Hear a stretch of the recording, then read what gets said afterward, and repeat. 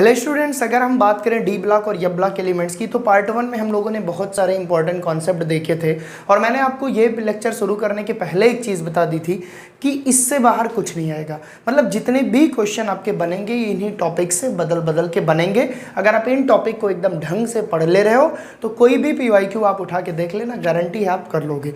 तो आज हम लोग डिस्कस करेंगे सबसे पहला टॉपिक, एक मोस्ट इंपॉर्टेंट टॉपिक है characteristic of D block elements में या कैरेक्टरिस्टिक ऑफ ट्रांजिशन एलिमेंट्स में, वो हमारी कैटालिटिक प्रॉपर्टी। कई बार इस पे शॉर्ट नोट आया है, आप प्रीवियस ईयर क्वेश्चन उठा के देखोगे, पूछेगा कि why transition element are used as a catalyst या why transition element shows catalytic property या right hand short note on transition element with reference to, फिर नीचे दे देगा कैटालिटिक प्रॉपर्टी। तो कैटालिटिक प्रॉपर्टी होती क्या है प्यारे बच्चों? सबसे पहले मैं आपको थोड़ा सा डिस्कस करूंगा कैटालिस्ट क्या होता है।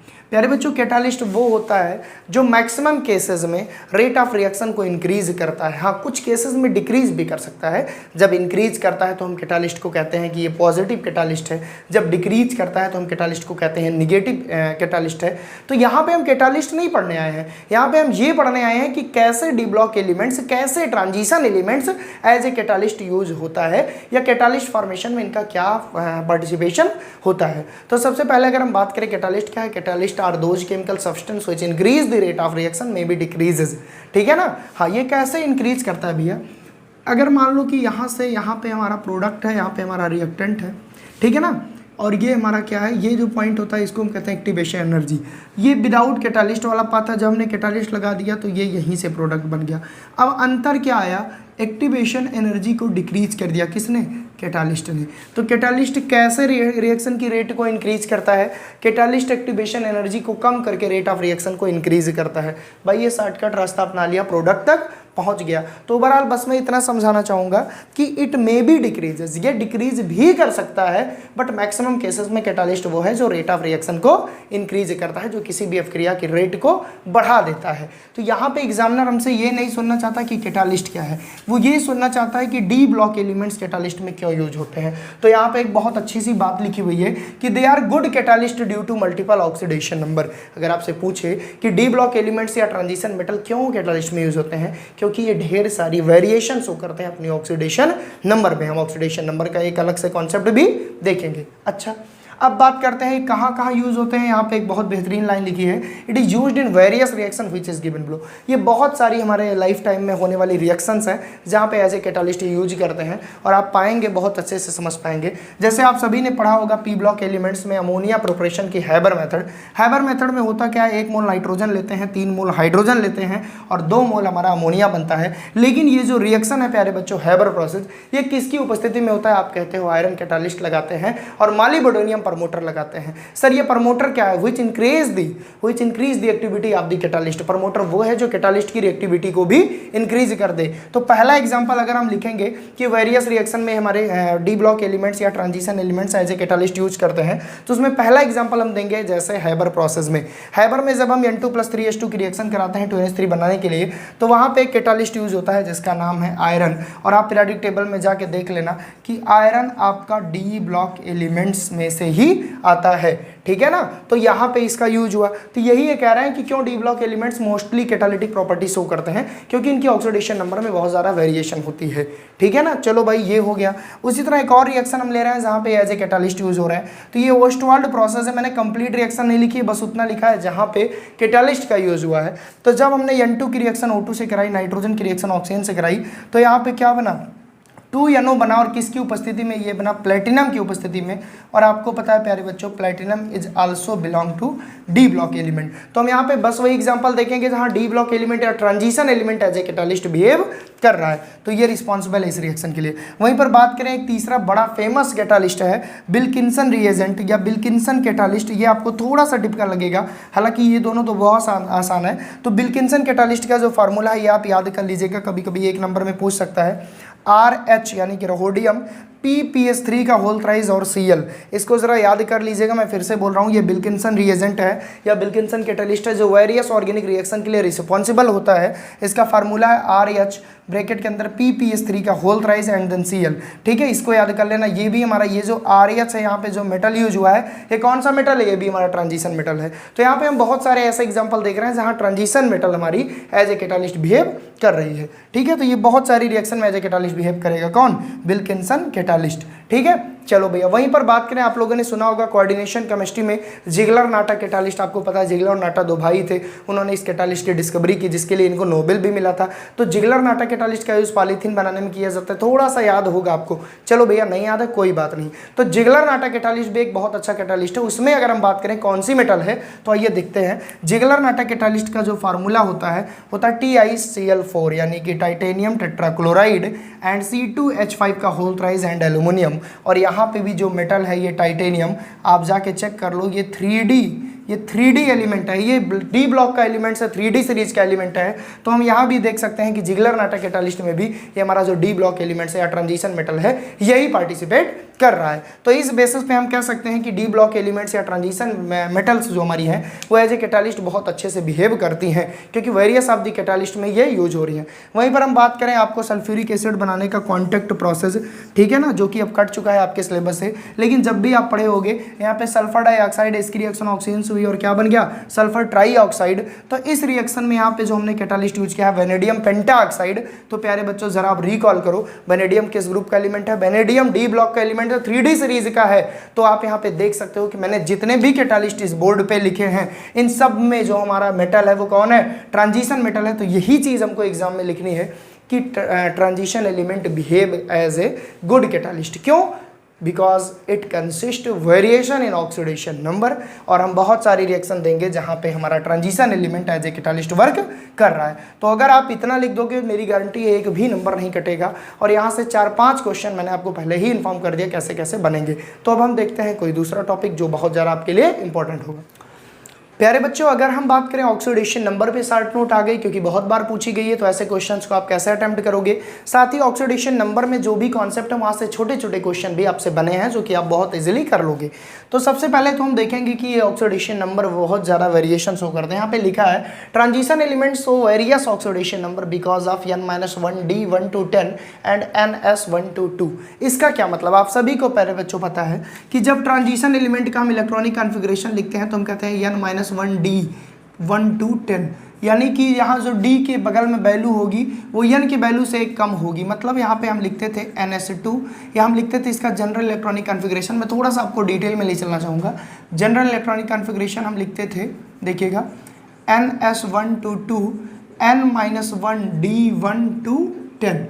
मतलब समझिए, मतलब जो हमारी n की वैल्यू अगर ये 4 है तो यहाँ पे d के बगल में 3 लिखा रहेगा बिकॉज n-1, और s में 1 से 2 इलेक्ट्रॉन भरे थे हैं और d में 1 से 10। तो बहुत ज़्यादा अनपेयर्ड इलेक्ट्रॉन पाए जाने के कारण, या इसमें अनपेयर्ड इलेक्ट्रॉन के पाए जाने के कारण, या वेरिएशन पाए जाने के कारण, ठीक है, या कंप्लीट फुलफिल्ड ना होने के कारण इनके इलेक्ट्रॉनिक कॉन्फ़िगरेशन ये बहुत ज़्यादा वेरिएशन शो करते हैं अपनी ऑक्सीडेशन नंबर में। कैसे भैया? जैसे मान लो कि मैं कोई भी एक पर्टिकुलर कंपाउंड उठा लूँ, जैसे मैंने मान लीजिए आयरन ले लिया, ठीक है ना। आयरन का एटॉमिक नंबर होता है 26, हमने लिखा 1s2 2s2 and 2p6 and 3s2 and 3p6, 2 2 4 6 10 2 12 6 18 and 4s2 20 and 3d6, ये हो गया 26। तो हम देखेंगे कि इसका जो वैलेंस सेल है ये कम्प्लीटली फुलफिल्ड नहीं है और इस वजह से इसमें वेरिएशन ऑफ ऑक्सीडेशन नंबर देखने को मिलती है। और इनफैक्ट मैं आपको बताऊं कि डी ब्लॉक एलिमेंट्स के एक बहुत स्पेसिफिक फीचर है कि उनके वेरिएबल ऑक्सीडेशन स्टेट शो करते हैं, इसीलिए तो ये इतना स्पेशल है। तो भैया अगर हमसे कोई पूछे कि transition element variable oxidation state क्यों शो करते हैं, because of not complete fulfilled of D orbitals, या आप ऐसा कह सकते हो because number of unpaired electron, ठीक है, क्योंकि इनमें इलेक्ट्रॉनों में वेरिएशन पाया जाता है। जब हम इनको फुलफिल्ड करना चाहते हैं तो कंप्लीट भरे नहीं होते, ये 1 से 10 के बीच में वेरी करते हैं, इसलिए बदल बदल के ऑक्सीडेशन स्टेट शो करते हैं। ओके भैया, अब हम बात करते हैं, ये हमको एक डिक्टो ऐसे आपको शॉर्ट नोट लिखना है। फिर यहाँ पे मैंने एक बात लिखी है कि element which shows variation in oxidation number are present in centre of the series. जैसे मैंने आपको बताया था 3D series, 4D series, 5D series, 6D series. इस सीरीज में जो बीचों बीच वाले एलिमेंट्स हैं, जैसे अगर मैं लिखूं, मान लो लो मैं 3D सीरीज यहाँ पे लिख रहा हूँ, मान लो मैं 3D सीरीज लिख रहा हूँ, मैंने लिखा scandium, titanium, vanadium, chromium, manganese, iron, cobalt, निकल, कॉपर, जिंक। तो बीचों बीच में लगभग यही 3 एलिमेंट आ रहे हैं, तो ये कुछ ज़्यादा ही वेरिएशन शो करेंगे। यही चीज़ मैं यहाँ पे लिखा हूँ कि मैंने क्या लिखा, elements which shows variation in oxidation number are present in centre of series, ये सेंटर में होते हैं। ओके, अच्छा हम बात करते हैं, कुछ एग्जांपल लेते हैं कि कैसे वेरिएशन शो करते हैं। यहाँ पे हमने एक एग्जांपल लिया स्कैंडियम, और मैंने कहा इसकी ऑक्सीडेशन स्टेट +3 होती है। आप बोलोगे सर ऐसे कैसे बोल दिया, थोड़ा प्रूव्ड करिए। भैया इसके इलेक्ट्रॉनिक कन्फिग्रेशन लिखिए, 21 होता है स्कैंडियम में, 1s2 2s2 2p6 and 3s2 and 3p6 and 4s2 and 3d1। तो आप देखोगे प्यारे बच्चों कि ये हमारा electronic configuration of the scandium है। अच्छा, आपको एटॉमिक नंबर याद होना चाहिए किसी भी एलिमेंट का, तभी आप कर पाओगे, ठीक है ना। तो अब यहाँ पे देखो वैलेंस से अगर हम बात करें, एक ये है और ये है, यानी अगर इन तीनों इलेक्ट्रॉन को हम निकाल दें तो +3 आएगा ना। इस वजह से स्कैंडियम कंप्लीट फुलफिल्ड कब होगा, जब इन तीनों को ये निकाल दे। तो +3 ऑक्सीडेशन स्टेट इसकी बेहतर ऑक्सीडेशन स्टेट होती है।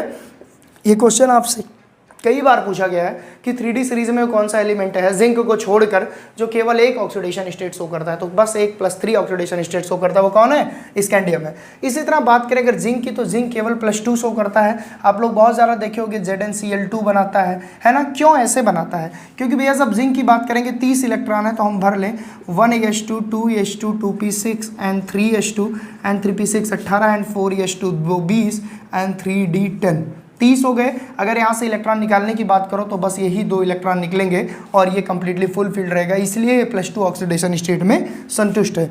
तो जिंक का तो केवल एक ऑक्सीडेशन स्टेट फिक्स होता है, ये +2, साथ ही साथ स्कैंडियम का भी, ये चीज़ आप जरूर याद रखिएगा, ठीक है ना। ओके सर, वहीं पर बात करें बहुत ज़्यादा वेरिएशन किस में पाई जाती है सॉरी, तो आयरन की अगर हम बात कर लें यार, तो आयरन बहुत ज़्यादा फॉर्म में पाया जाता है, +1 +2 +3 +4 +6, ये 6 तक वेरिएशन शो करता है। अभी हम एक चार्ट के थ्रू देखेंगे कैसे हमारे सारे एलिमेंट अलग अलग वेरिएशन शो करते हैं। लेकिन अगर आपको वो चार्ट नहीं याद हो सकता या आप वो नहीं बनाना चाहते, तो ऐसे आप बीच बीच की कुछ पॉइंट लेकर डिस्कस करोगे। तो आयरन बहुत ज़्यादा वेरिएशन दिखा रहा है, तो आप इसका भी डिस्कशन कर सकते हो। बात करें अगर लोएस्ट ऑक्सीडेशन नंबर कब शो करता है हमारा कोई भी 3D सीरीज या कोई भी हमारा डी ब्लॉक एलिमेंट्स, तो जब ये कार्बोनिल कंपाउंड के साथ रिएक्ट करता है तो ये 0 ऑक्सीडेशन नंबर शो करता है। क्यों भाई, क्योंकि ये जो कार्बन मोनोऑक्साइड है जिसको हम कार्बोनिल कहते हैं, ये न्यूट्रल लिगेंड है, इस पे 0 चार्ज होता है। तो ये 4 हो या 5 हो उससे फर्क नहीं, मेटल का ऑक्सीडेशन नंबर भी 0 होगा।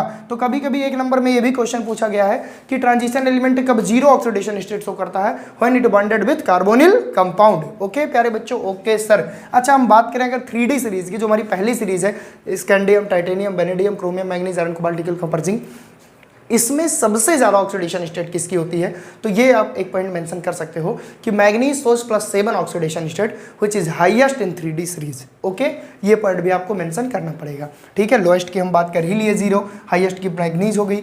बात करें पूरे डी ब्लॉक में सबसे ज़्यादा ऑक्सीडेशन स्टेट किसकी, या पूरे पीरियोडिक टेबल में, तो प्यारे बच्चों वो हमारा रूथियम और ऑस्मियम, जिसकी ऑक्सीडेशन स्टेट कितनी है, +8। तो अब मैं आपको बताऊं, एग्जामिनर को अगर इंप्रेस करना है तो सबसे पहले ये लिखो कि ट्रांजिशन एलिमेंट्स क्यों हमारी वेरिएशन शो करते हैं, क्योंकि इनमें इलेक्ट्रॉन कंप्लीटली फुलफिल्ड नहीं होते हैं, ठीक है ना, इसलिए ये कई ऑक्सीडेशन स्टेट शो करते हैं। फिर आप तुरंत इसको लिख सकते हो कि एलिमेंट जो सेंटर में उपस्थित होते हैं वो ज़्यादा ही कुछ वेरिएशन दिखाते हैं। कुछ एग्जांपल दिखा देना, फिर आप स्कैंडियम को +3 दिखा देना, बोल देना it is another elements of 3D series which shows only 1 oxidation state, ठीक है, एक्सेप्ट जिंक। और जिंक को +2 होता है, कैसे होता है दिखा ही दिया। कब ये 0 शो करता है डी ब्लॉक एलिमेंट, जब ये कार्बोनिल के साथ बनेगा। किस में हाईएस्ट होता है, मैग्नीज में हाईएस्ट होता है अगर 3D सीरीज की बात करें। अगर पूरे डी ब्लॉक की बात करें तो ऑस्मियम और रूथियम में +8 ऑक्सीडेशन स्टेट होता है। तो ये 1-2 नंबर के क्वेश्चंस भी यहाँ से बहुत ज़्यादा बनेंगे। और रही बात आपको चार्ट बनाने की, नहीं सर मैं चार्ट बना के आऊँगा ऑक्सीडेशन नंबर की, तो चार्ट भी मैं बनवा दे रहा हूँ, लेकिन वो सभी को याद नहीं रहता। तो अगर आप इतना शॉर्ट नोट में लिख दोगे 100% आपको नंबर मिलेगा, क्योंकि एग्जामिनर ये जानना चाहता है कब 0 शो करता है, कब हाईएस्ट शो करता है, कब वेरी करता है, कब वेरी नहीं करता। अगर ये सारी चीज़ आपको मेंशन है तो फिर आपको पूरा नंबर मिल जाएगा। तो आइए इसको करते हैं रफ और हम देखते हैं फ्लो चार्ट। प्यारे बच्चों, अगर हम बात करें chart of the oxidation number, जो कि आप बनाना चाहो तो बना सकते हो, तो यहाँ पे है स्कैंडियम +3 क्यों शो करता है, क्यों शो करता है, इलेक्ट्रॉनिक कॉन्फ़िगरेशन से आप समझ सकते हो। ठीक है, जिंक +2 शो करता है, क्यों शो करता है ये भी हमने डिस्कस कर दिया। ठीक है ना, कॉपर हमारा +1 +2 दोनों शो कर सकता है, क्यों भाई, क्योंकि 3d9 है। ठीक है, 3d9 है, तो अगर ये 4s से एक इलेक्ट्रॉन निकालेगा तो +1 आएगा, अगर d का भी एक इलेक्ट्रॉन निकाल देगा तो +2 आएगा। ठीक है, अब यहाँ पे मैं थोड़ा सा तुमको ट्रिक दे दूँ, क्योंकि मुझे पता है किसी भी बच्चे को इतना नहीं याद रहता। ठीक है ना, तो ट्रिक ये है भैया कि पहले यहाँ पे 3 याद कर लो और यहाँ पे 2 याद कर लो, फिर यहाँ पे 1 2, यहाँ पे 2 3 4, 2 3 4 ये दोनों सिमिलर है। ठीक है, यहाँ पे 2 3 4 ये भी सिमिलर है। आपको करना क्या है, 3 से 4 5 6 7 तक जाना है। ठीक है ना, आपको 2 से शुरू करना है, 7 तक जाना है। मेरी बात को समझना, आपको 2 से शुरू करना है, 7 तक जाना है, फिर 7 से 6 के बाद 4 पे आ जाना है, 5 नहीं लिखना है। आपको क्या याद रखना है, आपको ऐसे याद रखना है, इसकी +3 हो गई, इसकी 2 3 4 हो गई, 2 3 4 5 हो गई, 2 3 4 5 6 हो गई, 2 3 4 5 6 7 हो गई। और आयरन में एक चीज़ मेंशन करना है, यहाँ जाएगा तो 6 तक, लेकिन +1 कंसीडर करके जाएगा। और कोबाल्ट +2 3 4 हो गया, निकल 2 3 4 हो गया, कॉपर 1 और 2 हो गया, एंड जिंक हमारा 2 हो गया। तो 2 बार 3 बार आप रिपीट करोगे, वैसे आपको याद हो जाएगा। ये बहुत ही ज़्यादा यूजफुल होगा आपके लिए। ठीक है ना, अब यहाँ पे एक चीज़ याद रखना, इसमें लिख देना हाईएस्ट, क्यों भाई, ये हाईएस्ट शो कर रहा है। इसमें लिख देना फिक्स, ये फिक्स शो कर रहा है। जिंक भी फिक्स, यानी कि केवल जिंक और स्कैंडियम ऐसा है जो only 1 single oxidation state show कर रहा है। बाकी कॉपर +1 +2 दिखा सकता है, आयरन +1 से +6 दिखा सकता है। तो ये चीज़ 2-3 बार आप पढ़ोगे ना, याद हो जाएगी। तो ये रहा about oxidation number of transition metal. Now we will discuss the what is the magnetic property of the transition elements. वहां से छोटे और बड़े दोनों क्वेश्चन पूछे गए हैं, तो मैं सारे क्वेश्चन को कवर करवा दे रहा हूँ, आप टेंशन मत लो। हेलो स्टूडेंट्स, अगर हम बात करें magnetic property of the D block elements या ट्रांजिशन एलिमेंट, तो ये भी एक बहुत इंपॉर्टेंट टॉपिक है। यहाँ से भी रिलेटेड क्वेश्चन आते हैं, पैरामैग्नेटिक, डायमैग्नेटिक, ये सब कॉन्सेप्ट क्या है आइए सीखते हैं।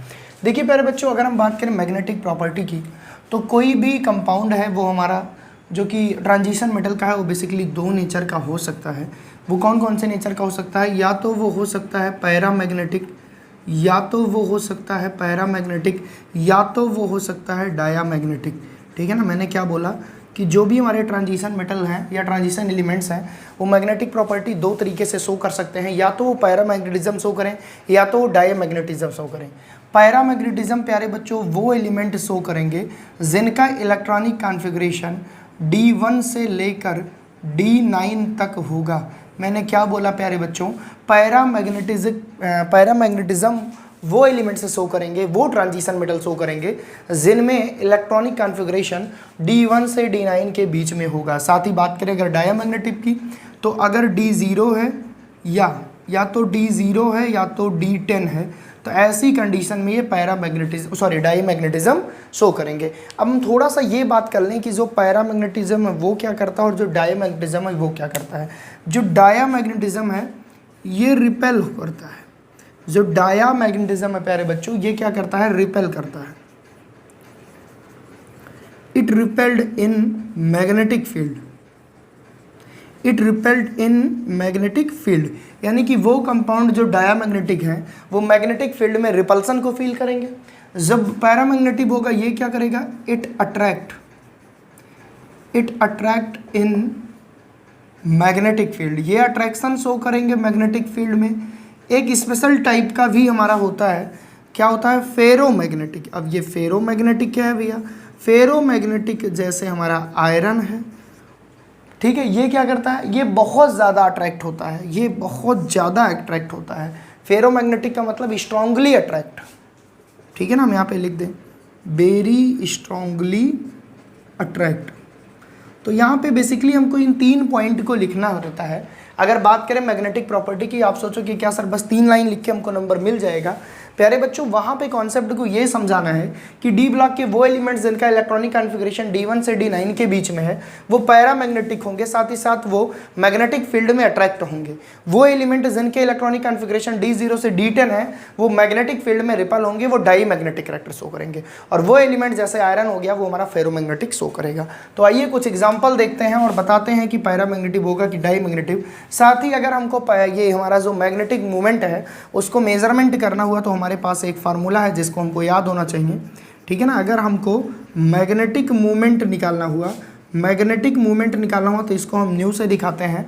और इसका फार्मूला क्या होता है प्यारे बच्चों, इसका फार्मूला होता है √n, इसका फार्मूला होता है √n n+2, ठीक है ना।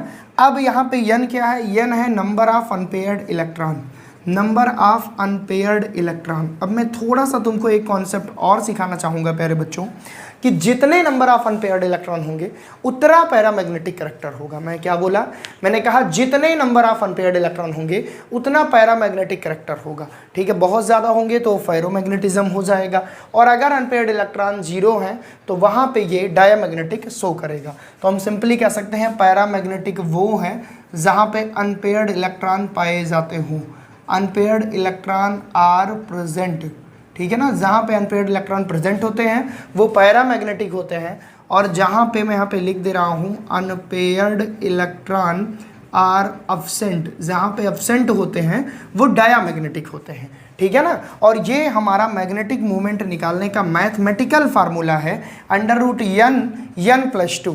यहाँ पे हम किसी भी अनपेयर्ड इलेक्ट्रॉन के नंबर को लिखकर किसी पार्टिकुलर एलिमेंट की मैग्नेटिक मूवमेंट को हम निकाल सकते हैं। ये प्यारे बच्चों हमेशा BM में निकाला जाता है। Sir what do means by BM? BM का मतलब होता है बोर मैग्नेटिज्म, बोर मैग्नेटिज्म, ठीक है ना। तो ये होता है इसका फुल फॉर्म। तो प्यारे बच्चों अगर कभी आपसे मैग्नेटिक प्रॉपर्टी पे शॉर्ट नोट लिखने को कहा तो आप इन तीनों चीज़ों को जरूर एक्सप्लेन करना। उसके बाद कुछ एग्जांपल ले लेना। Let us see some example like as zinc. मान लो जिंक 2+ है हमारे पास, जिंक का होता है 32+ है, तो आइए 28 के लिए लिखते हैं। तो 1s2 2s2 2p6 and then 3s2 then 3p6 and 3d10 and 4s2, 2 2 4 6 10 2 12 6 18 10 28 2 30, क्योंकि 2 इलेक्ट्रॉन निकलेंगे तो आएगा 3d6। There is no any unpaired electron, there is no any unpaired electron, hence it is diamagnetic. तो ये चीज़ हमको देखो समझना है प्यारे बच्चों, रटना नहीं है। ये इनऑर्गेनिक है, कई लोग कहते हैं इनऑर्गेनिक रटने का विषय है, ऐसा कुछ नहीं है। आपको गूगल केमिस्ट्री चैनल पे कॉन्सेप्ट सिखाए जाएंगे, ठीक है ना। इसी तरह हम कुछ और एग्जांपल लेते हैं। भाई कॉपी भी तो थोड़ी सी भरनी है, 2 लाइन में थोड़ी ना पूरे नंबर मिलेंगे। अच्छा सर हमने आयरन ले लिया, आयरन का होता है 26। अगर ये आयरन हमारा, चलो पहले नॉर्मली ले लें, तो 1s2 2s2 2p6 2 2 4 6 10 हो गया, एंड 3s2 12 हो गया, एंड 3p6 18 हो गया, एंड 4s2 20 हो गया, एंड 3d6 एंड 3d6। अब 3d6 के लिए हम जब अनपेयर्ड इलेक्ट्रॉन भरेंगे 1 2 3 4 और 5, तो 1 2 3 4 5 और 1 6, तो यहाँ पे 4 अनपेयर्ड हैं। मतलब ये काफ़ी ज़्यादा अट्रैक्ट होगा मैग्नेटिक फील्ड में। तो उम्मीद करता हूँ कि आप समझ गए होंगे कि किसी भी पार्टिकुलर ट्रांजिशन एलिमेंट्स के मैग्नेटिक प्रॉपर्टी उसके अनपेयर्ड इलेक्ट्रॉनों पर डिपेंड करेगी। अगर अनपेयर्ड इलेक्ट्रॉन है तो पैरामैग्नेटिक, नहीं है तो डायामैग्नेटिक, ज़्यादा है तो फेरोमैग्नेटिज्म भी शो कर सकता है, ठीक है। तो ये डिटेल आपको लिखना पड़ेगा जब भी कभी पूछा जाएगा। Write and short note on magnetic property of the D blocks element. Okay, now we will discuss the colour complex formation topic, जो कि बहुत ही ज़्यादा इंपॉर्टेंट है। अब हम उसकी बात करते हैं। प्यारे बच्चों अगर हम बात करें कलर कॉम्प्लेक्स फॉर्मेशन पे शॉर्ट नोट आपसे आ गई, या कभी कभी पूछा जाता है कि दिया गया कंपाउंड हमारा कलरलेस है और ये कंपाउंड हमारा कलरफुल है, क्यों? ऐसे बहुत सारे क्वेश्चंस आपके डी और या ब्लॉक में पूछे गए हैं, तो उसका जवाब आपको इस लेक्चर के देखने के बाद आपको मिल जाएगा। सबसे पहले मैंने यहाँ पे लिखा है colour complex formation. D block के मैक्सिमम जो हमारे एलिमेंट्स के कंपाउंड होते हैं वो कलरफुल होते हैं, क्यों? क्योंकि डी ब्लॉक में मैक्सिमम अनकम्प्लीट फुलफिल्ड ऑर्बिटल होते हैं। मैंने क्या बोला? मैंने बोला बहुत सारे डी ब्लॉक के एलिमेंट्स ऐसे हैं जिनके इलेक्ट्रॉनिक कॉन्फ़िगरेशन लिखने पर हमको पता चलता है कि ये कंप्लीटली फुलफिल्ड नहीं है। बहुत सारे अनपेयर्ड इलेक्ट्रॉन वो कंसिस्ट करते हैं, और unpaired electron are responsible for the colour formation. Colour तभी शो होगा जब अनपेयर्ड इलेक्ट्रॉन होंगे। सीधे शब्दों में अगर मैं 2 की पॉइंट दूं कि जिसमें अनपेयर्ड इलेक्ट्रॉन है वो कलरफुल होगा, जिस एलिमेंट के इलेक्ट्रॉनिक कॉन्फ़िगरेशन लिखने पर अनपेयर्ड इलेक्ट्रॉन नहीं है वो कलरफुल नहीं होगा, ठीक है ना। तो यहाँ पे मैं सबसे पहले 2 पॉइंट यहाँ पे लिखा है कि अगर इलेक्ट्रॉनिक कॉन्फ़िगरेशन D0 से D10 है किसी भी डी ब्लॉक एलिमेंट्स का, तो वो कंपाउंड हमारा कलरलेस होगा। अगर इलेक्ट्रॉनिक कॉन्फ़िगरेशन D1 से D9 है तो वो कंपाउंड हमारा कलरफुल होगा। तो यहाँ से हमको मेन कॉन्सेप्ट को पकड़ना है, कलर और कलरलेस, जो कि बहुत सारे क्वेश्चन आते हैं कि ये हमारा कलरलेस है, क्यों? तो आप बताओगे due to absence of unpaired electron it is colourless, because unpaired electron are the responsible for the colourful complexes. अब हम बात करते हैं थोड़ा सा कि ये कलर शो कैसे होते हैं। When an electron from lower energy orbital excited to higher energy orbital, जब एक इलेक्ट्रॉन लोअर एनर्जी ऑर्बिटल से हायर एनर्जी ऑर्बिटल में जाता है, then energy is corresponding to the frequency of light observe, this frequency lies in visible region and colour appears. ये कहते हैं, जैसे आपको कोऑर्डिनेशन केमिस्ट्री में पढ़ाया जाएगा स्प्लिटिंग में, कि मान लीजिए हमारा कोई डी ब्लॉक का ऑर्बिटल है, ये हमारा दो पार्ट में स्प्लिट हो सकता है, दो पार्ट में, ठीक है ना, ये हमारा दो पार्ट में स्प्लिट हो सकता है। ऊपर वाले को हम EG कहते हैं और नीचे वाले को हम T2Z कहते हैं।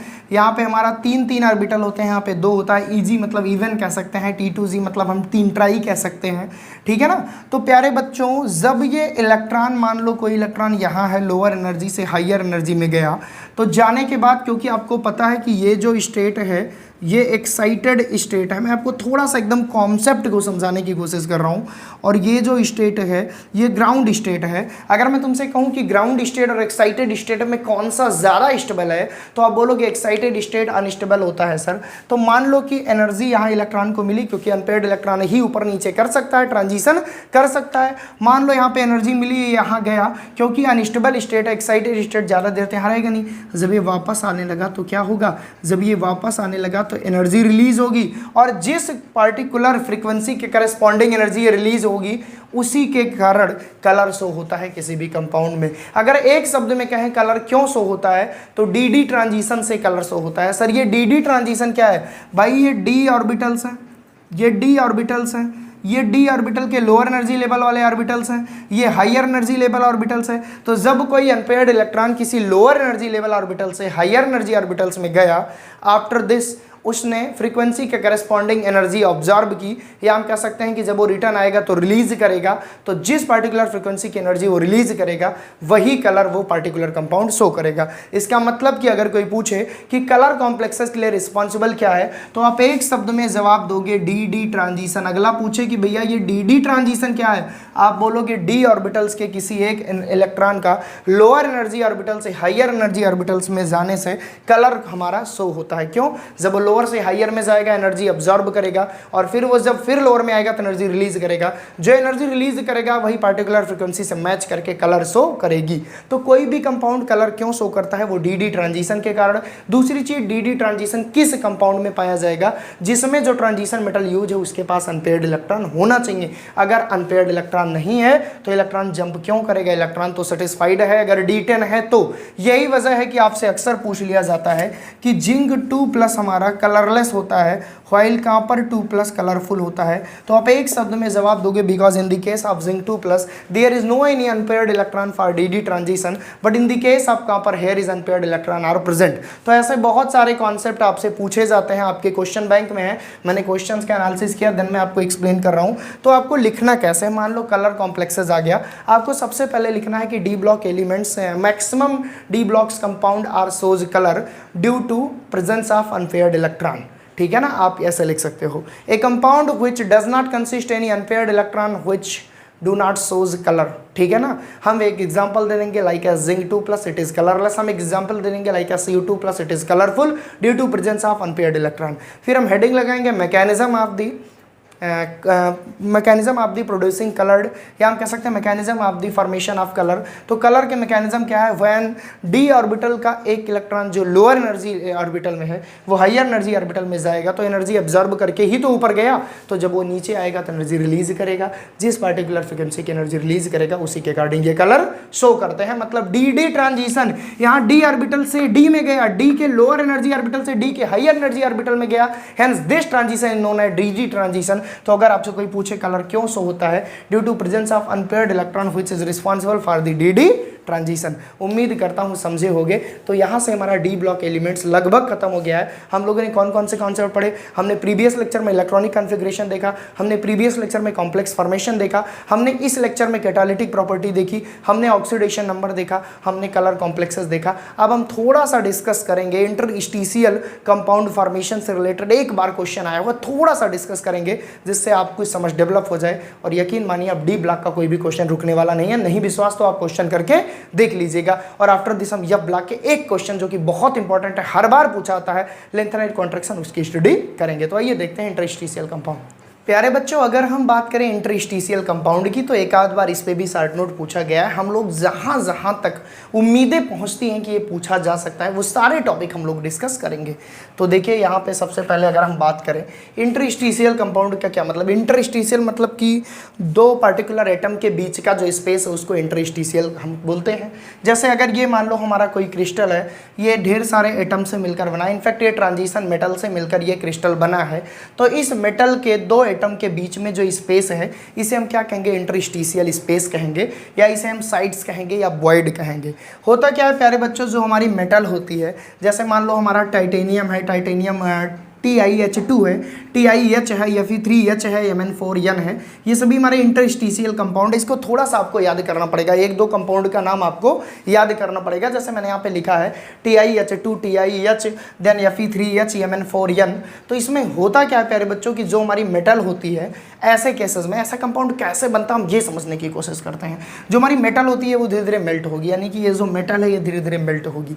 जब ये मेल्ट होगी तो इनके बीच में जो वॉइड होगा, जो स्पेस होगा, वहाँ पे कोई स्मॉल एटम जाके एडजस्ट हो जाएगा। यहाँ पे देखिए मैंने लिखा है मेटल मेल्ट होगी, small atom fit in void space, और जो छोटे एटम होंगे जैसे हाइड्रोजन हो गया या और कोई एटम हो गया, वो जाके उस इंटरस्टिशियल स्पेस में एडजस्ट हो जाएगा। अरे यार, जब मैं इसको टेम्परेचर बढ़ाऊंगा तो ये मेल्ट करेगा तो ये धीरे धीरे ये क्या होगा, ये धीरे धीरे इनके बीच में जो स्पेस है उस पर कोई अगर हम ऊपर से एटम डालें तो उसमें जाके फिट बैठ जाएगा। और जब फिट होके फर्दर हम ठंडा करेंगे, यानी कि आफ्टर मेल्टिंग जब इसको हम फिर से कूल करेंगे, तो ये एक वेल डिफाइंड और बहुत ही ज़्यादा हार्ड एक सॉलिड का फॉर्मेशन होगा कि नहीं होगा। अरे भैया, यहाँ पे ये जो मेटल था इनके पास कुछ वैकेंट प्लेस रहती है। क्यों? Due to presence of vacant d orbital.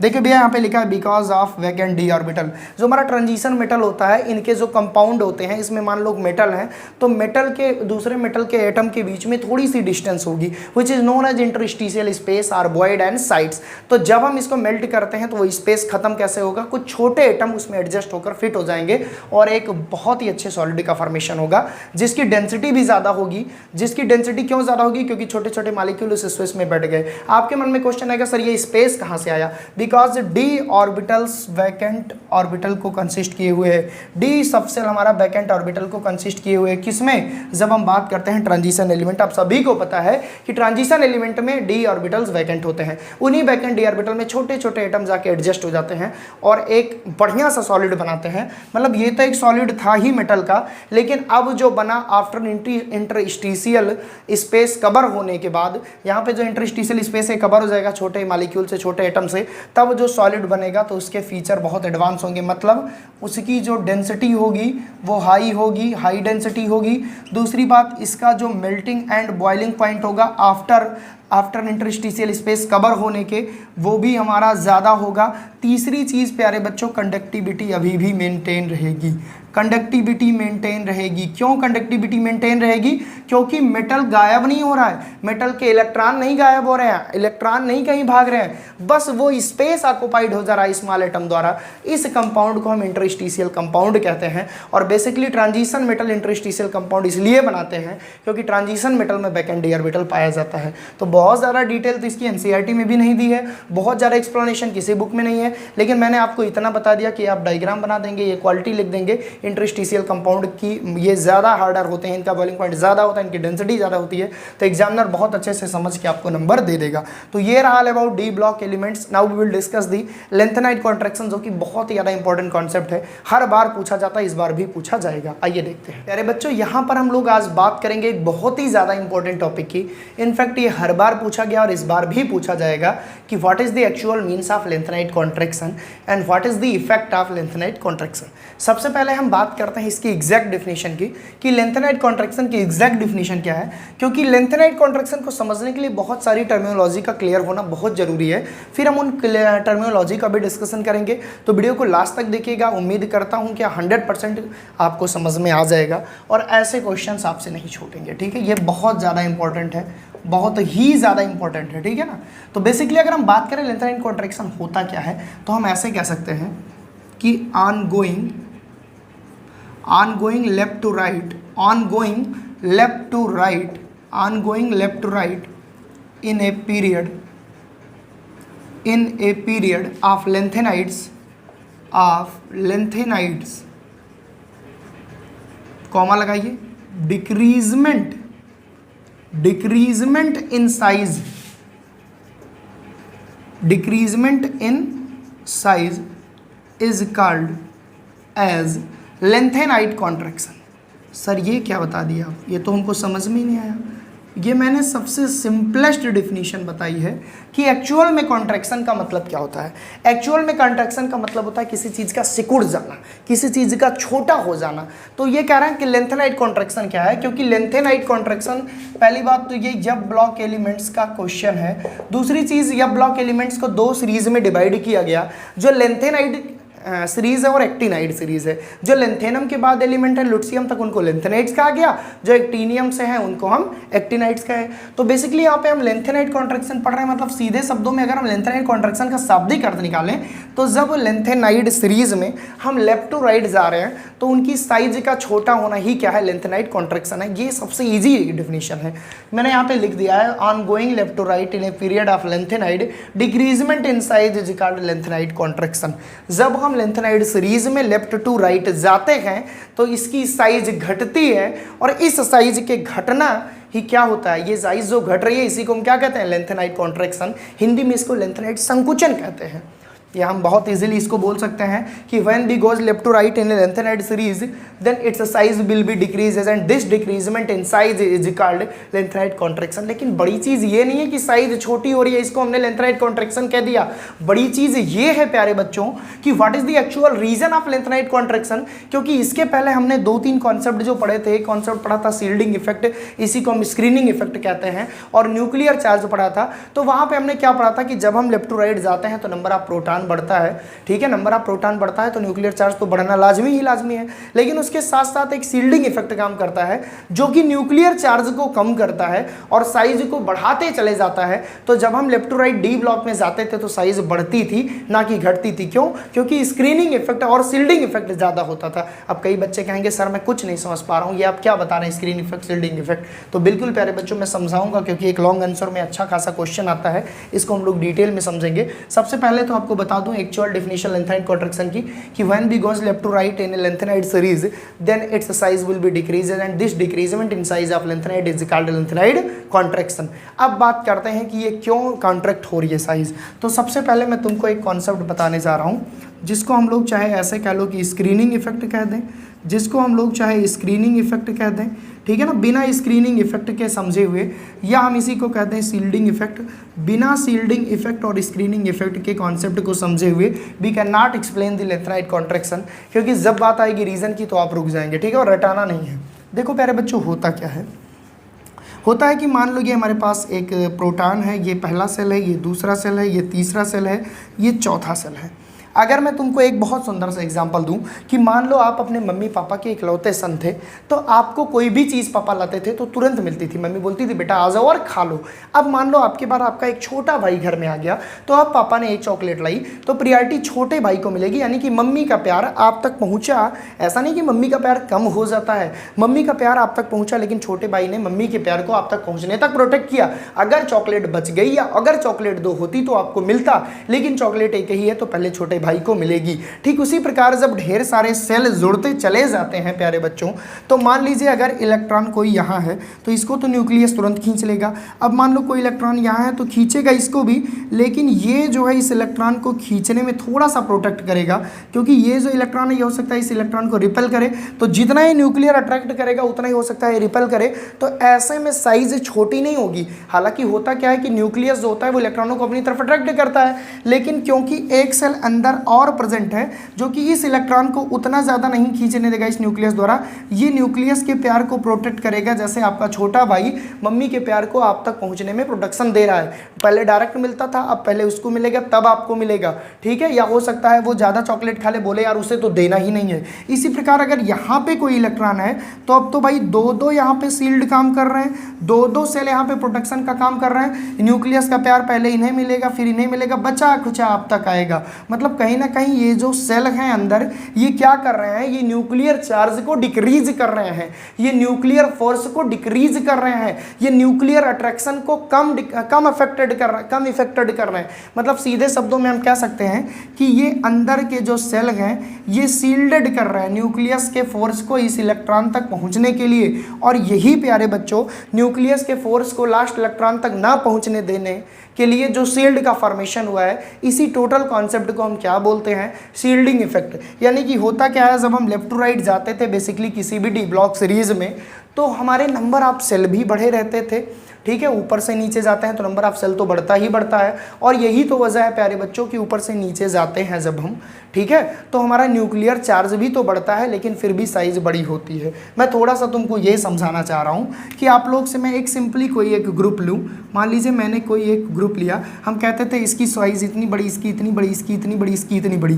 क्यों भैया, क्या ऊपर से नीचे जाने पर नंबर ऑफ प्रोटॉन नहीं बढ़ रहे हैं? जब ऊपर से नीचे जाने पर नंबर ऑफ प्रोटॉन बढ़ रहे हैं तो न्यूक्लियर चार्ज भी बढ़ेगा, because number of proton is directly proportional to the nuclear charge. और जब न्यूक्लियर चार्ज बढ़ेगा तो साइज तो छोटी होनी चाहिए, फिर बड़ी क्यों है? तो आप वहाँ पे क्या कॉन्सेप्ट देते थे कि क्योंकि जब हम ऊपर से नीचे जाते हैं तो नंबर ऑफ सेल बढ़ता है, और जब नंबर ऑफ सेल बढ़ता है तो वहाँ पे काम करता है शील्डिंग इफेक्ट। एक सेल दूसरे सेल तक इलेक्ट्रॉन, एक सेल दूसरे सेल तक न्यूक्लियस के अट्रैक्शन को पहुँचने के लिए प्रोटेक्ट करता है, तो दूसरे सेल तक न्यूक्लियस का फोर्स बहुत अच्छे से नहीं पहुँच पाता, और इस कॉन्सेप्ट को हम कहते थे शील्डिंग इफेक्ट। या हम कहते थे कि न्यूक्लियस के प्यार को इस इलेक्ट्रॉन तक पहुँचने के लिए ये स्क्रीन कर ले रहा है, ये नहीं पहुँचने दे रहा है ये दोनों सेल, इसी को हम कहते हैं स्क्रीनिंग इफेक्ट या शील्डिंग इफेक्ट। तो हम कहते थे when we goes up to bottom in a group then atomic size will be increases, because nuclear charge काम करता तो था लेकिन शील्डिंग इफेक्ट और स्क्रीनिंग इफेक्ट उसको निरस्त कर देता था, और यही वजह है कि साइज बड़ी होती थी। जब भैया जब इस न्यूक्लियस का यहाँ तक अट्रैक्शन पहुँचेगा ही नहीं तो साइज छोटी कैसे होगी? तो अगर कोई पूछे कि वहाँ पे कौन सा कॉन्सेप्ट था, तो बेसिकली क्या होता था, शील्डिंग इफेक्ट ज़्यादा प्रभावी होता था, न्यूक्लियर चार्ज कम प्रभावी होता था। यही वजह है कि टॉप टू बॉटम जाने पर साइज बढ़ती थी, भले ही न्यूक्लियर चार्ज भी बढ़ता था लेकिन शील्डिंग इफेक्ट न्यूक्लियर चार्ज को निरस्त कर देता था, और ऊपर से नीचे जाने पर ढेर सारे सेल होने की वजह से शील्डिंग इफेक्ट काम करता था और साइज बड़ी होती चली जाती थी। लेकिन जब हम बात करते हैं लेंथेनाइड के केस में, ठीक है, बेसिकली ऐसा होता है कि शील्डिंग इफेक्ट जैसे जैसे बढ़ता है साइज उतनी ज़्यादा बड़ी होगी। क्यों? क्योंकि जब न्यूक्लियस के अट्रैक्शन को इलेक्ट्रॉन तक नहीं पहुंचने देगा ये शील्डेड ऑर्बिटल या शील्डेड सेल, तो भाई सिंपल सी चीज़ है, इलेक्ट्रॉन न्यूक्लियस के करीब नहीं आएगा तो साइज बड़ी रहेगी। बात को समझ रहे हो ना? हाँ, तो ये होता है शील्डिंग इफेक्ट। अगर मैं सीधे शब्दों में कहूँ कि एक सेल है तो डायरेक्ट अट्रैक्शन मिलेगा, दो सेल है तो थोड़ा सा इनडायरेक्ट मिलेगा, तीन है तो और इनडायरेक्ट, यानी जितना दूर इलेक्ट्रॉन होगा उतना ही ज़्यादा शील्ड उसको मिलेंगे, मतलब न्यूक्लियस के प्यार को उस इलेक्ट्रॉन तक नहीं पहुँचने देंगे, और जब नहीं पहुँचने देंगे तो साइज बड़ी ही की बड़ी रह जाएगी, छोटी नहीं होगी। तो अगर शील्डिंग इफेक्ट ज़्यादा होगा और न्यूक्लियर इफेक्ट कम होगा तो साइज बढ़ते हुए चली जाएगी। But in the case of lanthanide यहाँ पे मामला थोड़ा सा उल्टा है, यहाँ पे मामला उल्टा है, इसीलिए ये स्पेशल है। यहाँ पे होता क्या है प्यारे बच्चों, लेंथेनाइड में यहाँ शील्डिंग इफेक्ट कमज़ोर होता है, यहाँ शील्डिंग इफेक्ट कमज़ोर होता है। जेड इफेक्ट जिनको न्यूक्लियर चार्ज कहते हैं वो प्रभावी होता है। तो जब जेड इफेक्ट प्रभावी होगा, इलेक्ट्रॉन को अपनी तरफ अट्रैक्ट करेगा, because nucleus have tendency to attract electron, तो न्यूक्लियर चार्ज ज़्यादा होगा, न्यूक्लियर अट्रैक्शन ज़्यादा होगा, तो साइज छोटी होगी कि नहीं होगी? लेकिन तुम्हारे मन में ये क्वेश्चन जरूर बना होगा कि क्यों सर इस केस में या ब्लॉक के केस में हमारा क्यों शील्डिंग इफेक्ट कमजोर है? क्यों? क्योंकि प्यारे बच्चों अगर मैं तुमसे कहूं कि शील्डिंग इफेक्ट का आर्डर लिखिए, शील्डिंग इफेक्ट का आर्डर तो सबसे ज़्यादा यस में लगता है, फिर पी में लगता है, फिर डी में लगता है, फिर एफ में लगता है। ठीक है, शील्डिंग इफेक्ट को अगर आपको समझना है तो मैंने समझा दिया कि एक सेल है तो डायरेक्ट अट्रैक्ट कर लेगा इलेक्ट्रॉन, दूसरे सेल में इलेक्ट्रॉन है तो पहला वाला सेल प्रोटेक्ट करेगा, तीसरे में और प्रोटेक्ट करेगा। ये जो प्रोटेक्शन मिल रही है ना न्यूक्लियस के प्यार को पहुंचने नहीं दे रहे इलेक्ट्रॉन तक, इसी को हम शील्डिंग इफेक्ट कहते हैं, स्क्रीनिंग इफेक्ट कहते हैं। ठीक है, तो अगर भैया यस सब सेल है तो यहाँ स्क्रीनिंग इफेक्ट जबरदस्त लगेगी, क्योंकि यार ये यस जो है न्यूक्लियस के एकदम नजदीक होता है, तुरंत प्रोटेक्ट कर लिया। पी है तो चलो ठीक है, ये भी थोड़ी दूर पे होता है, ये भी ज़्यादा प्रोटेक्ट करेगा। डी तक आते आते शील्डिंग इफेक्ट कम काम करता है, और एफ ब्लॉक में बहुत ही कम शील्डिंग इफेक्ट काम करता है। तो क्योंकि हम यहाँ पे लेंथेनाइड पढ़ रहे हैं, मैं यहाँ पे एक बार ऑर्डर मेंशन कर दूं, ये आप लोग अगर मेंशन कर दोगे तो आपको पूरा नंबर मिलेगा शील्डिंग इफेक्ट का ऑर्डर। मैं यहाँ पे लिख दे रहा हूँ ऑर्डर ऑफ शील्डिंग इफेक्ट। देखो इसको बहुत अच्छे से समझना, ऑर्डर ऑफ शील्डिंग इफेक्ट ये मैंने लिख दिया। और now we will discuss the topic f block. तो एफ ब्लॉक के रिलेटेड में यहाँ पे पुअर शील्डिंग इफेक्ट है। यहाँ पे क्या है प्यारे बच्चों, अगर हम बात करें सील्डिंग इफेक्ट की, अगर हम यहाँ पे बात करें सील्डिंग इफेक्ट की, तो ये पुअर है in comparison to nuclear effect, in comparison to nuclear effect, या इसी को हम क्या कहते हैं, न्यूक्लियर अट्रैक्शन, इसी को हम क्या कहते हैं, न्यूक्लियर अट्रैक्शन। तो बहुत ध्यान से समझना, इसी को हम क्या कहते हैं, जेड इफेक्ट कहते हैं। बहुत ध्यान से समझना प्यारे बच्चों कि लेंथेनाइड कॉन्ट्रैक्शन क्यों शो होती है। सबसे पहले तो हम ये जान लें कि लेंथेनाइड कॉन्ट्रैक्शन होता क्या है। When we goes left to right in a lanthanide series, जब हम लेंथेनाइड सीरीज में लेफ्ट टू राइट जाते हैं तो हम देखते हैं कि साइज छोटी होती है, और साइज के इस डिक्रीजमेंट को हम लेंथेनाइड कॉन्ट्रैक्शन कहते हैं। साइज क्यों डिक्रीज होती है, क्योंकि लेंथेनाइड के केसेस में सील्डिंग इफेक्ट पुअर लगता है और न्यूक्लियर इफेक्ट स्ट्रॉन्ग लगता है। हम यहाँ पे सीधा सीधा लिख सकते हैं due to poor shielding effect, due to poor shielding effect and due to poor shielding effect and strong nuclear attraction, and strong nuclear attraction. तो अगर कोई आपसे पूछे कि भैया लेंथेनाइड कॉन्ट्रैक्शन क्यों शो होती है, तो आप बोलोगे बिकॉज लेंथेनाइड या ब्लॉक एलिमेंट्स है, ठीक है। तो वहाँ पे होता क्या है, सील्डिंग इफेक्ट बहुत कम काम करता है और न्यूक्लियर फोर्स ज़्यादा काम करता है। तो जब न्यूक्लियर फोर्स ज़्यादा काम करेगा तो न्यूक्लियस इलेक्ट्रॉनों को अपनी तरफ खींचेगा, तो जब ज़्यादा अपनी तरफ खींचेगा तो साइज छोटी होगी कि नहीं होगी, साइज सिकुड़ेगी कि नहीं सिकुड़ेगी, और इस साइज का सिकुड़ना ही क्या है, लेंथेनाइड कॉन्ट्रैक्शन है। अगर आपको ये सील्डिंग इफेक्ट वाला एक को कॉन्सेप्ट ना समझ में आया हो तो आपको सीधे शब्दों में मैं लिखने का रामबाण तरीका बताऊं कि when we goes left to right in a period then size will be decreases and this decreasement in size in the case of lengthenide is called lengthenide contraction. It is due to poor shielding effect and strong nuclear force. जब shielding effect कमजोर है तो size बड़ी नहीं होगी बल्कि छोटी होगी, वो काम ही नहीं करेगा कि कोई प्रोटेक्ट करे, और न्यूक्लियर चार्ज ज़्यादा लगेगा तो इलेक्ट्रॉनों को अपनी तरफ खींचेंगे तो साइज छोटी होगी। तो बेसिकली अगर हम बात करें लेंथेनाइड की तो ये लेंथेनम से चल के लुट्सियम तक चलती है। तो लेंथेनम से लुट्सियम तक जो हमारी साइज होगी वो डिक्रीज होगी। अगर आपको नहीं याद है या ब्लॉक एलिमेंट्स की लेंथेनाइड सीरीज तो आप ऐसे लिख दोगे, कैसे लिख दोगे कि लेंथेनम से लुट्सियम तक साइज क्या होगी, डिक्रीज होगी, and this decreasement in size is called lanthanide contraction. It is due to poor shielding effect and strong nuclear force. जिन बच्चे को कुछ नहीं समझ आया कोई कॉन्सेप्ट, वो एक लाइन याद कर लें कि हाँ शील्डिंग इफेक्ट कमजोर है, स्ट्रॉन्ग है हमारा न्यूक्लियर फोर्स, इसलिए साइज डिक्रीज होती जाएगी। जैसे जैसे साइज डिक्रीज होगी हमारा कॉन्ट्रैक्शन बढ़ेगा, एंड इस पूरी परिघटना को लेंथेनाइड कॉन्ट्रैक्शन हम कहते हैं। अब हम बात करते हैं लेंथेनाइड सीरीज के एलिमेंट्स की, और वहाँ पे हम थोड़ी सी साइज आपको दिखाने की कोशिश करेंगे, ठीक है। यहाँ पे हम लेंथेनाइड सीरीज लिख ले रहे हैं। अब जिन बच्चों को याद रहेगा वो लिख लेंगे, जिनको नहीं याद है बिल्कुल मत घबराना, मैं भी आपको भी तरीका दे रहा हूँ, ठीक है। Lanthanum, cerium, praseodymium, promethium, samarium, europium, gadolinium, terbium, dysprosium. मैं फिर से लिख दे रहा हूँ, थोड़ा साफ साफ आपको दिख नहीं रहा होगा, है ना। मैं यहाँ पे थोड़ा साफ साफ लिख दे रहा हूँ, lanthanum, cerium, praseodymium, promethium, samarium, यूरेपियम, ठीक है ना, समेरियम, यूरेपियम, फिर यहाँ पे गेडोलिनियम, टर्बियम, डिस्प्रोजियम, हॉलियम, अर्बियम, थूलियम, लुट्सियम। ये हमारे लेंथेनाइड सीरीज़ हैं। अच्छा सर मुझे नहीं याद है पूरा, मैं क्या करूं, मुझे नहीं याद है पूरा सर मैं क्या करूं। तो प्यारे बच्चों जरूरी नहीं कि सबको याद हो। आप यहाँ से सबसे पहले तो मैं बता दूं कि साइज़ जब हम ऊपर से नीचे जा रहे हैं तो क्या हो रही है, साइज़ डिक्रीज़ हो रही है। पहले तो हम ऐसे लिख देंगे डिक्रीजेज, क्या लिखेंगे, साइज डिक्रीजेज। अब जब साइज डिक्रीज़ हो रही है मतलब ऊपर से नीचे आ रहे हैं, ऊपर से नीचे का मतलब इनफैक्ट ये दाएं से बाएं हमने लिया है, लेकिन इन्हीं सीरीज को हमने ऐसे एलिमेंट से लिख दिया, ठीक है। मतलब कि साइज हमारी डिक्रीज हो रही है, क्यों, due to poor shielding effect. आपको पता है भाई हम पीरियड की बात कर रहे हैं, इनफैक्ट ये पैरेलल है लेकिन दिखाने का तरीका हमने ऐसे दिखा दिया, due to poor shielding effect and strong nuclear charge, NC कह सकते हैं या जेड इफेक्ट कह सकते हैं।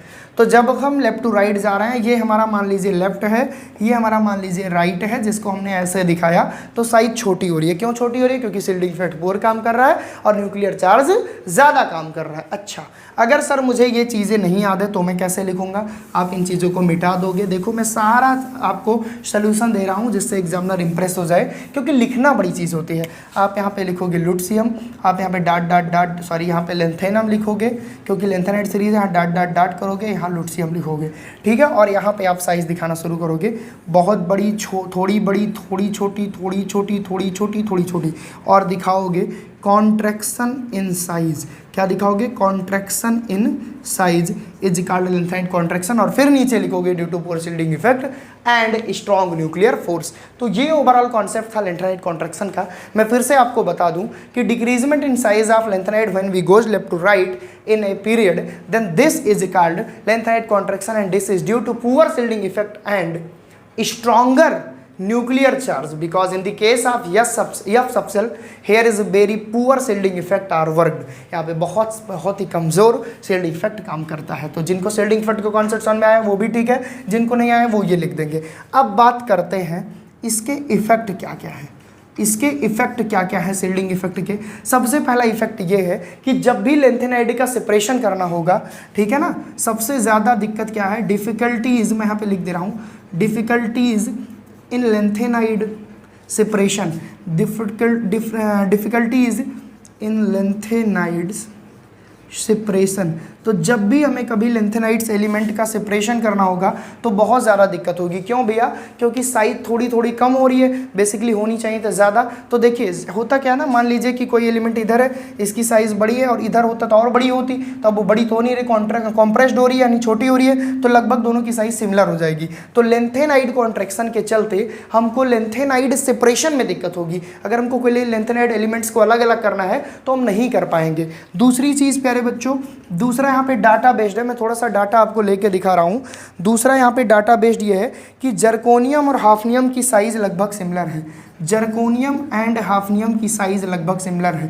क्यों, due to lanthanide contraction. Zirconium हमारा ऊपर से इधर है और हमारा जो ये है क्या नाम है, हाफनियम है, ये हमारा दूसरे पीरियड में है, दूसरे ग्रुप में है, लेकिन फिर भी इनकी साइज़ सिमिलर है। क्यों, due to lanthanide contraction. Lanthanide contraction के चलते साइज़ छोटी हो जाती है, तो जब साइज़ छोटी हो जाएगी तो लगभग इक्वल हो जाएगी, तो पहचानने में दिक्कत होगी। ठीक है, और इतना ही नहीं, और भी बहुत सारे इफेक्ट हैं इसके। ठीक है, और ये लेंथेनाइड कॉन्ट्रैक्शन शो होने के कारण जब इनकी साइज़ लगभग सिमिलर होगी तो बहुत सारे कैरेक्टरिस्टिक भी इनके सिमिलर होंगे, क्योंकि बहुत सारे कैरेक्टरिस्टिक साइज पे डिपेंड करते हैं।